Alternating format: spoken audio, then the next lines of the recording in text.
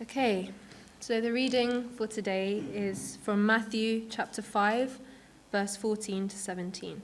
You are the light of the world.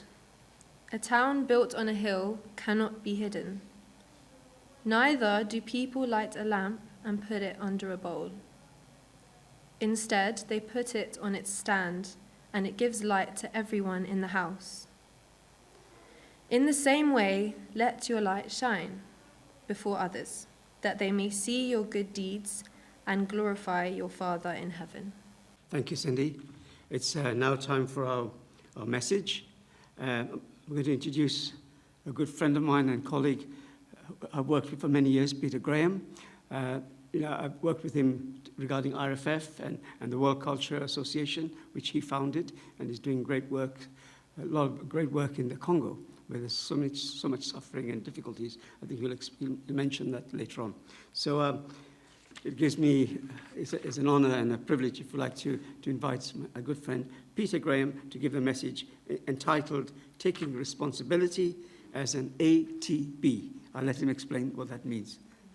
Good morning, everyone. Good morning. Good morning. It's amazing to be here and lovely to see you, actually. I first stepped into this room about 45 years ago, I think, and it looks the same. But you know what? When I first came in, I was a very small guy, and it looked huge. You have that feeling as well?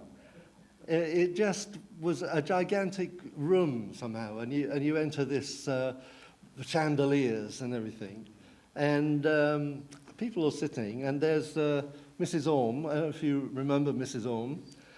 Doris, a quite powerful person. She was sitting on here, and then I was sitting there. She stood up and she started to sing, and she sort of went, oh, and it filled the entire room, and I felt my heart go, so that was my kind of introduction, one of my first. Anyway, it's very nice to be here, and I would like to explain the title. It's a bit obscure maybe, but ATB, it just means Autonomous Truth Body. And that's also connected with our songs, actually, that we played, you sung so beautifully. Because if we seek for what we really want, we actually find that we want really deep things. We want the same things. We actually do want the same things. And if I were free, that is like a longing to speak my mind, to tell the truth, and to see the beauty of creation, to see the beauty of nature, and to be one with it. That is what we really want to be. Everybody, every single body. So there's a oneness there. There's a oneness. That is like the most basic law, really, of the universal law. The spirit of oneness. And that goes beyond any religion, race, or background. And that's actually why I actually entered this room so long ago. It was called the Unified Family, and that just the simple words, they made me kind of long for a family. Even I have brothers and sisters. It's different. There's a world family, and this law of one has been the key to go through. And that's why I made this title. I had a sort of awakening myself in what it is to be one. And first of all, I want to look at the example of, in the principle of Buddha. Actually, it's very briefly mentioned. But at one stage, Buddha says, I am my own God. I am my own Lord throughout the entire universe.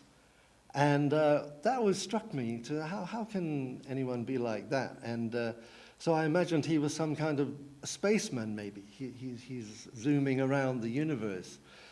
But then you realize that he spent his whole life in meditations. So how does that work?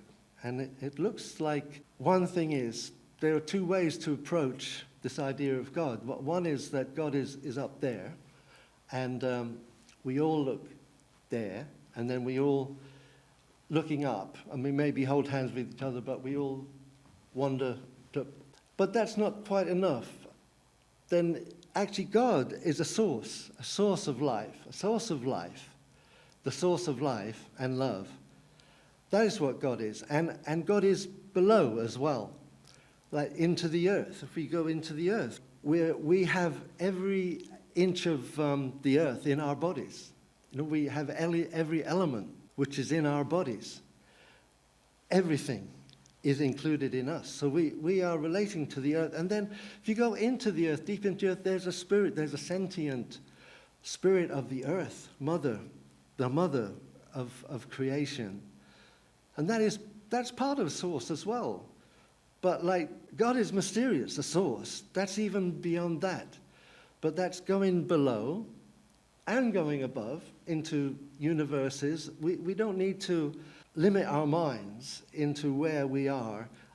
We're on one planet. We're in a universe. We're universes of many universes. It's a big world. And so we go up there, we go down here. Where does it all meet?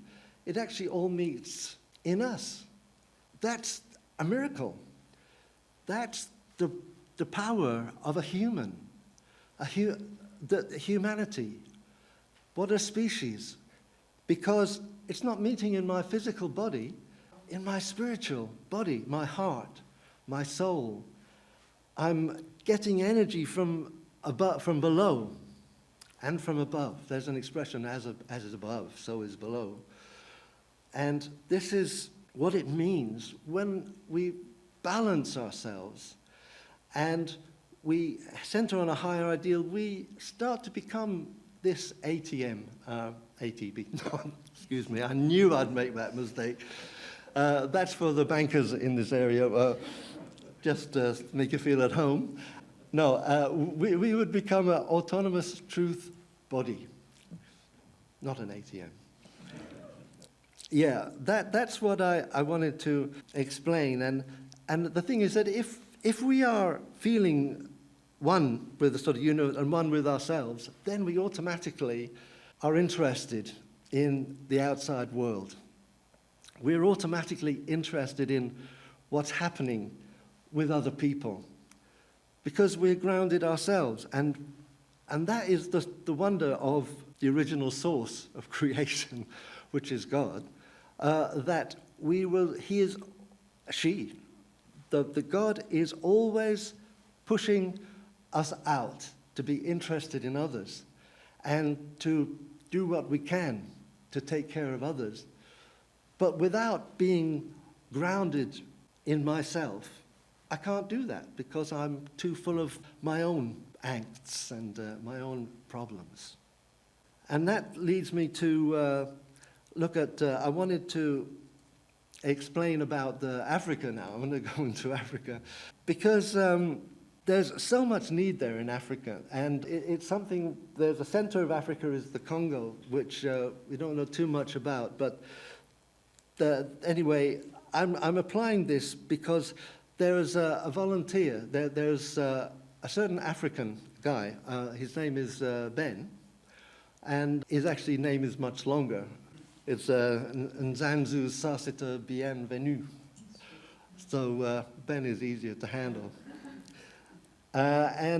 He was actually a part of a blessed family, and he grew up in Goma City, and then went to join UPF Youth and was doing lectures and everything. And then at some stage, I think he was about 19, he was actually kidnapped because the situation there is of constantly terrorists are coming in, rebel groups are coming in to take control of the goods in Africa. Goma City in Congo is right by the border, and people come over to take over the gold mines and everything. He was kidnapped and held prisoner by rebel forces who made him call his uncle, and then they tortured him on the phone to his uncle, which is the way they twist the arms of the relatives. And the uncle said, yes, anything. And uncle sold his farm and actually gave all that money, and Ben was rescued. And then he had he just wanted to do something for others. And at the time there are, and they still are, and this is the point where I want to continue, is a continuum here, of children who were just abandoned in the communities because their communities are forced out. You see in the news, 10,000 people have been pushed out, and it's just like a thing. But when they are, their children are abandoned, children left behind. So he saw this, and he organized some volunteers to actually collect them and make sure that they really have no parents, and they didn't. And these orphans he gathered in a home for children, which is Hope for Children home, just a shack. And then at that point I met him online, and I just started the WCA because I don't know why, but I had a feeling that I want to just use my talents to build a stage and have people who have human rights problems can come up and perform, and then we can share their problems and we can try to make things a better place. So it's quite a vague idea, but it became into place. And I was exercising an autonomous truth body action, actually, by doing that. But I was also a bit doubtful whether I would be able to do that. But no thunderbolt came on my head. And in fact, I got support from all brothers and sisters, actually. And so that shows you we can take initiative. Anyway, I was sort of had that organization somehow a structure, and then Ben told me about his situation. So I said, well, we'll help you, and you can be part of us as an identity, whatever you want. And he suddenly connected with that, with being part of that. And he created with a few others, of course, he wasn't alone. And there's one sister called Pamela who actually now is his wife. They went to Korea last year. They were actually blessed.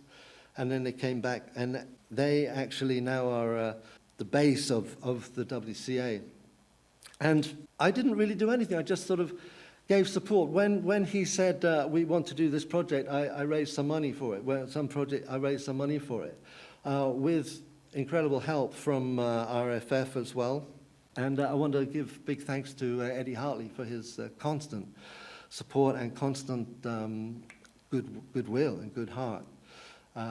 And there are wonderful people in our movement. We should really, anyway, we do appreciate them.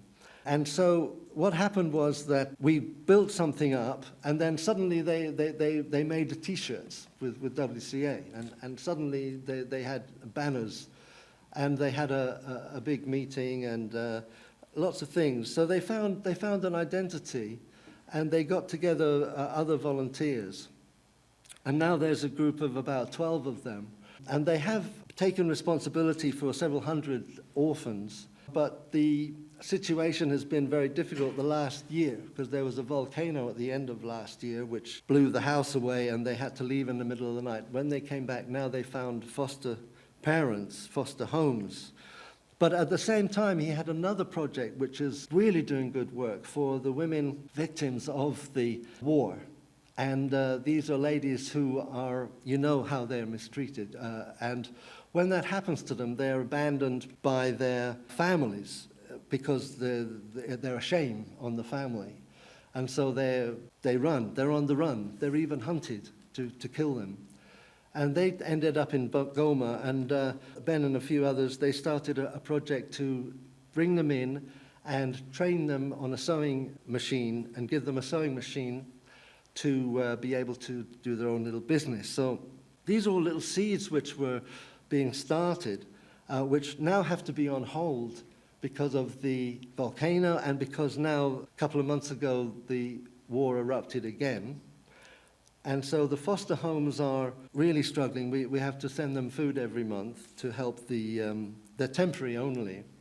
But what I feel is there's a great hope now, because Ben and his family, actually, it looks like it's the darkest hour for them.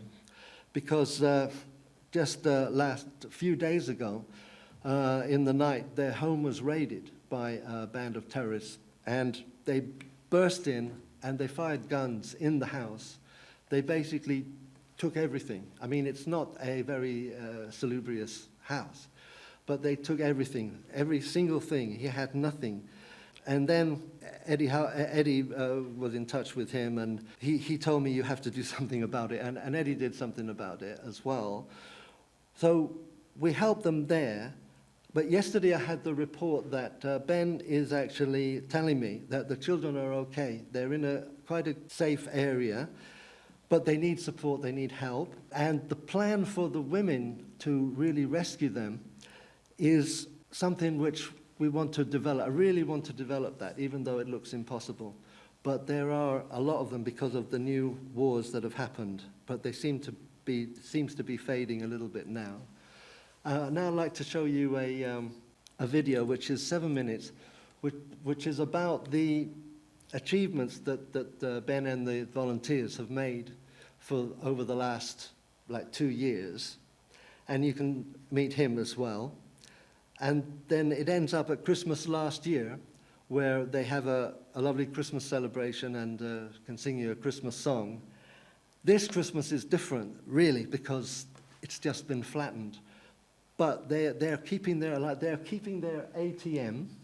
No, they're not. They're keeping their ATBs, their autonomous truth, body, power, and not giving up. They are not giving up. And I decided to join them in that. So I hope you like this one. This is from last year.